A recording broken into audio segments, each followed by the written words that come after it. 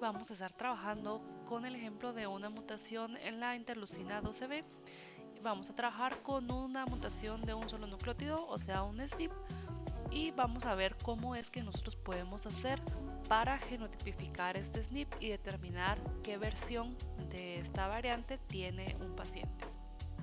Entonces, cuando nosotros vemos un RS, en este caso RS 32.12.22.7, esto realmente es el código que nos permite a nosotros identificar el SNP que estamos trabajando.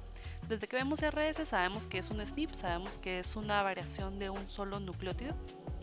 Entonces, este RS, nosotros si nos vamos a la base de datos de SNP, nos va a decir que generalmente en esta posición, de hecho aquí lo tenemos, si hacemos zoom in, aquí en esta posición del genoma del cromosoma 15 de la interleucina 12B, en esa posición que estamos analizando tenemos que principalmente se encuentra una timina. Entonces a esto le llamamos el alelo silvestre, el wild type. ¿Por qué? Porque este es el que se encuentra en la mayor parte de la población y este es el que relacionamos con no patogénico. Ahora, ¿qué sucede?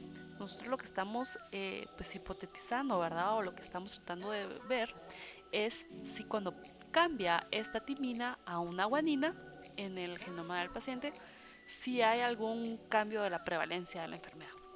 Entonces, eso es a grandes rasgos lo que queremos ver. Queremos analizar el ADN del paciente o del individuo para determinar si tiene una timina o si tiene una guanina, y en base a otra información que vamos a pedirle a la persona, pues también determinar si tiene o no que ver con el desarrollo de esta enfermedad. Entonces, para esto lo primero que vamos a hacer es un PCR. El PCR lo que hace es que toma todo el ADN del individuo y produce muchas copias de un solo fragmento. Entonces, pues vamos a terminar con muchas de estas copias. Obviamente se diseña el ADN en base a primers para asegurarnos de que es la región que nos interesa. Y cuando ya están pues todas estas copias copiadas, lo que vamos a hacer nosotros es que vamos a hacer una restricción enzimática. Entonces existen enzimas que se llaman endonucleasas que son específicas para una secuencia en específico. Entonces, en este caso nosotros vamos a usar la TAC1, que no es la misma TAC que se usa la polimerasa para el PCR, sino que es otra enzima, otra endonucleasa del termófilos. Pero entonces esta enzima va a ir a buscar todo el ADN que amplificamos con el PCR y va a ir a buscar esta secuencia, TCGA. Entonces, ¿cuál es la situación? Si el individuo tiene un alelo silvestre, va a leer TCTA y va a decir, hey, esta no es la secuencia que estoy buscando. Entonces, va a dejar ese ADN intacto, ¿verdad? Yo no voy a tocar nada ahí. El segmento que amplifiqué, que el PCR va a amplificar un segmento de 233 pares de bases, se va a quedar intacto. Y eso me va a decir a mí que si el segmento salió intacto es porque mi paciente tiene el alelo T, porque leyó y no encontró el alelo G. Entonces eso me da a mí la indicación de que es wild type. Ahora, ¿qué sucede si mi paciente sí tiene el alelo G, que es el que estamos buscando?